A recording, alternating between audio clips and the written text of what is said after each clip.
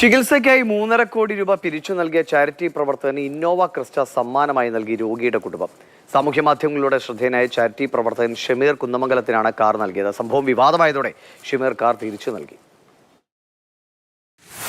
കഴിഞ്ഞ വ്യാഴാഴ്ച കൊണ്ടോട്ടി മുണ്ടക്കുളത്ത് നടന്ന ചടങ്ങിലായിരുന്നു സംഭവം. മുതുവല്ലൂർ സ്വദേശിയായ SMA ബാധിതനായ 14-കാരന്റെ ചികിത്സാ സഹായത്തിനായി ചാരിറ്റി പ്രവർത്തകനായ ഷമീർ കുന്നമംഗലത്തെ ബന്ധുക്കൾ സമീപിച്ചു.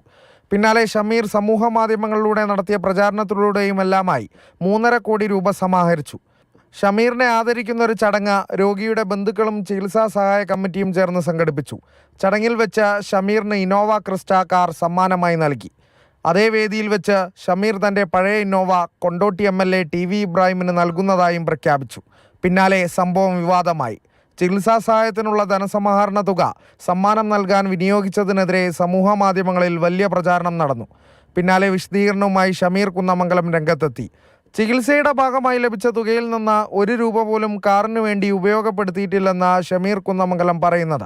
ശരിക്കും അവരെ കുടുംബത്തിലെ അകന്ന ബന്ധുക്കൾ ചികിത്സയ്ക്ക് വേണ്ടി സമാഹരിച്ച് ഒരുപാട് അവർ സഹായിച്ചു. അതിനുശേഷം സമാഹരിച്ച കുറഞ്ഞ തുക 6 ലക്ഷം രൂപ സമാഹരിച്ചുകൊണ്ടാണ് മുന്നോട്ടുള്ള പ്രവർത്തനങ്ങൾക്ക് ഓടാൻ വേണ്ടി അവരെ സന്തോഷം എന്നുള്ള നിലയ്ക്ക് അത് നൽകിയത്. പക്ഷേ എനിക്കൊരു ജാഗ്രത കുറവ് അവിടെ ഉണ്ടായി.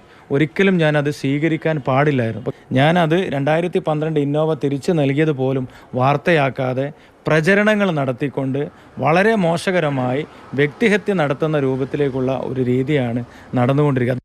തനിക്ക് കിട്ടിയത് പുതിയ കാറാണെന്ന് വ്യാജ പ്രചാരണം നടത്തിയതിനു പിന്നിൽ പ്രമുഖ ചാരിറ്റി പ്രവർത്തകന്റെ സംഘമാണെന്നും ഷമീർ പറയുന്നുണ്ട്. മാതൃഭൂമി ന്യൂസ്, മലപ്പുറം.